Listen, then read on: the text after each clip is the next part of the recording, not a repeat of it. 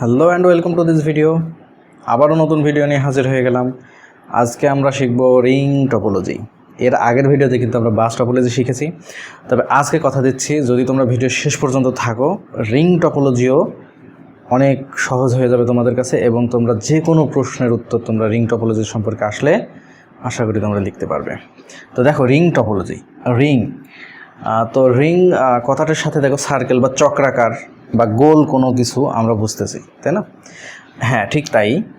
যদি কখনো কোনো ডিভাইস সমূহ, ধরো একটি পিসি বা যে কোনো ডিভাইস, এই ডিভাইসগুলো যদি একের পর এক এমনভাবে সংযুক্ত থাকে যে চক্রাকারে, তখন এই নেটওয়ার্ককে বলা হয় রিং টপোলজি। তাহলে রিং টপোলজি কি তোমরা অবশ্যই বলতে পারবে যে যখন ডিভাইসসমূহ একটির পর একটি চক্রাকারে সংযুক্ত থাকে তাকে রিং টপোলজি বলে। এখন আমরা এই চিত্র দেখে বুঝবো, ঠিক আগের ভিডিওর মতো, যে এর সুবিধা অসুবিধা এবং রিং টপোলজি সম্পর্কে। শুধু তুমি যদি চিত্রটা বোঝার চেষ্টা করো এবং যদি তুমি বুঝতে পারো, আশা করি তুমি রিং টপোলজি সম্পর্কে লিখতে তো পারবেই, এবং পরীক্ষা আসলে লিখলে তুমি ফুল নাম্বার পাবে আমি আশা করি। দেখো এখানে কোনো কেন্দ্রীয় কোনো ডিভাইস নেই, অর্থাৎ একটি মাঝখানে যে একটি ডিভাইস থাকে এবং সমস্ত জায়গায় নেটওয়ার্ক পৌঁছায়, এইরকম কোনো কিছু নাই। অর্থাৎ এই রিং টপোলজিতে কেন্দ্রীয় কোনো ডিভাইস নেই, এবং এতে ডেটা যায় কি একমুখী। অর্থাৎ এখানে দেখো একটা জিনিস খেয়াল করো, এখানে কি মনে হচ্ছে কোন কম্পিউটারটা প্রথমে আছে বা কোন কম্পিউটারটা শেষে আছে, এটা কি বোঝা যাচ্ছে? আসলে না। অর্থাৎ এই রিং টপোলজিতে যেই ডিভাইসগুলো সংযুক্ত থাকে প্রত্যেককেই সমান গুরুত্ব দেওয়া হয়, প্রত্যেকের গুরুত্ব সমান, যার কারণে এর প্রথম বা শেষ বলে কিছু নাই। ধরো এই কম্পিউটার থেকে এই 1 থেকে 1 2 3 4 5 6 1 থেকে যদি 5-এর ডেটা পাঠাতে হয়, আমার এই পথটা যদি হয় ধরো এই দিকে, তাহলে কি করবে, এইভাবে ডেটা আস্তে আস্তে আস্তে আস্তে যখন 5 এই পিসির কাছে আসবে তখন এই ডেটাটা পাবে। তাহলে এটা কি একমুখী ডেটা হলো। বা এই রিং টপোলজি যদি আমার সেট থাকে এরকম যে এই দিকে, তাহলে এই দিকে আসবে। যেদিকে হোক আমার এই রিং টপোলজিটা কি হচ্ছে যে একমুখী এবং চক্রাকারে তথ্য আদান প্রদান করতেছে। তো একটু খেয়াল করো, এখন যদি আমি নতুন একটি কম্পিউটার এতে যুক্ত করতে চাই, সেক্ষেত্রে কি পুরো নেটওয়ার্কটি অচল হয়ে যাবে? বাস টপোলজির ক্ষেত্রে কি হয়েছিল, পুরো নেটওয়ার্ক অচল হয়ে গেছিল না।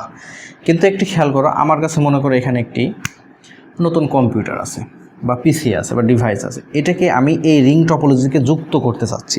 তাহলে যুক্ত করতে হলে অবশ্যই চক্রাকারে যুক্ত করতে হবে, অর্থাৎ এর আগে একটি কম্পিউটার থাকবে, পরে আরেকটি কম্পিউটার থাকবে। তাহলে চিন্তা করো, দেখো তো, আমি যদি এই জায়গায় যুক্ত করতে চাই তাহলে কি করতে হবে, আমার এই তারটা আগে কাটতে হবে। এখন একটি তার যখন আমি সংযোগ বিচ্ছিন্ন করলাম, তাহলে খেয়াল করে দেখো তো পুরো নেটওয়ার্কটা কি সংযোগ বিচ্ছিন্ন অবস্থায় আছে। তাহলে কি, যখন আমি একটি কম্পিউটার বা ডিভাইস যুক্ত করতে চাচ্ছি রিং টপোলজিতে, তখন কিন্তু পুরো নেটওয়ার্কটা অচল হয়ে যাচ্ছে, আর সচল থাকছে না, অ্যাক্টিভ থাকছে না। তাহলে এর সাথে আমি এটা যুক্ত করে দিই। তাহলে নতুন ডিভাইস যুক্ত করা যাচ্ছে, কিন্তু যুক্ত করার সময় কি হচ্ছে, এই পুরো নেটওয়ার্কটা সচল থাকছে না, অ্যাক্টিভ থাকছে না।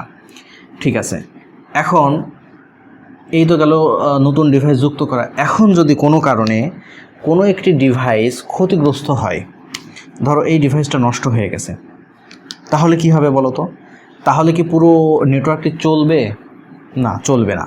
সেক্ষেত্রে দেখো, এই ডিভাইসটা যদি নষ্ট হয়ে যায়, তার মানে এইখানে ডিসকানেক্টেড অবস্থায় আছে, অর্থাৎ এই দিক থেকে ডেটা আসছে কিন্তু এই দিকে আর যাচ্ছে না। তাহলে কি হবে, পুরো নেটওয়ার্কটা অচল হয়ে যাবে। তাহলে এই রিং টপোলজির ক্ষেত্রে যদি নতুন ডিভাইস যুক্ত করি, সেক্ষেত্রেও পুরো নেটওয়ার্ক অচল হয়ে যায়।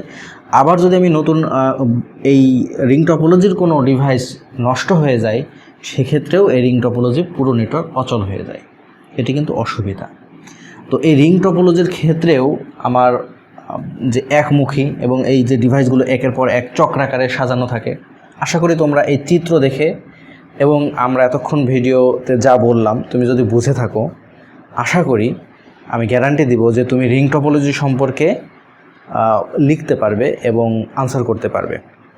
সকলকে ধন্যবাদ জানিয়ে এবং সামনে টপোলজির আরও ভিডিও দেখার আমন্ত্রণ জানিয়ে তোমাদেরকে আজকের ভিডিওতে শেষ করছি এখানেই। সকলকে ধন্যবাদ।